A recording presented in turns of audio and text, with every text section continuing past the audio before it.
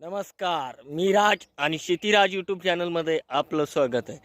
तर मित्रांनो, तुम्हाला माहिती आहे मागं अद्रकीचा भाव चांगलाच होता. अद्रक चांगल्या क्वालिटीनं असो कशी असो तरी 8-9 हजार रुपये भाव होता.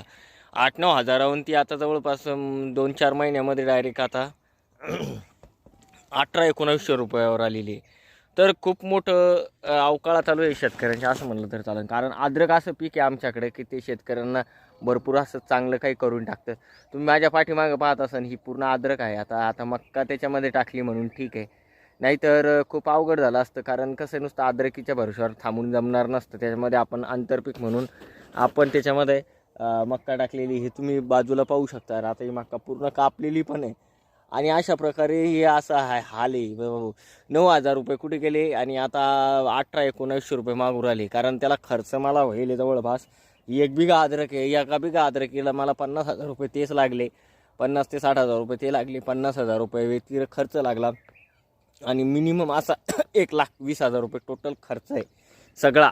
1,20,000 रुपये टोटल खर्च आहे. आता अद्रक होऊन 60-70 क्विंटल बी झाली तरी 1-1.5 लाखाची अद्रक उरली, जी आपल्याला 5 ते 10 लाखाची अद्रक व्हायला पाहिजे होती ती आज व्हायला तयार नाही. का? कारण मार्केट नाही आहे. मग त्यामुळे हा मोठा फटका आता पुन्हा शेतकऱ्याला बसतोय.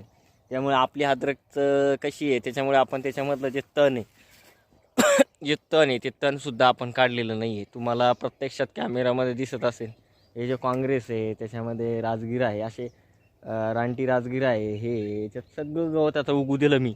म्हणलं आता विषयच नाही आहे. पण पुन्हा कालपासून म्हणे 2100 रुपये झालेला आहे.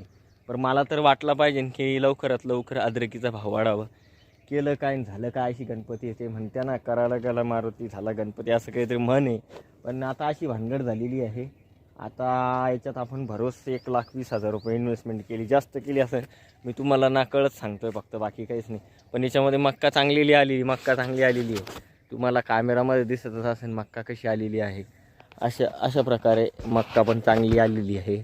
आणि अशा प्रकारे आपला कार्यक्रम खराब झालेला आहे. जाऊ द्या म्हणलं, आता काय करणार आहे आपण सुद्धा. कारण भाव नसल्यामुळे हा मोठा प्रॉब्लेम माझ्यासमोर आलेला नाही तर सगळ्या शेतकऱ्यांसमोर आलेला आहे की याच्यावर काहीतरी सोल्युशन निघू शकतं का. तर एकच सोल्युशन आहे, मार्केट चांगलं गेलं पाहिजे. तर मार्केट जर चांगलं गेलं तर चांगलं होतं. पण कंस चांगले आले याच्यात बरं झालं मक्का तर लावून दिली मी, नाहीतर खूप अवघड झालं असतं. अद्रकीमध्ये इतकं काही गवत झालेलं आहे, तुम्ही दिसतं असेल तुम्हाला.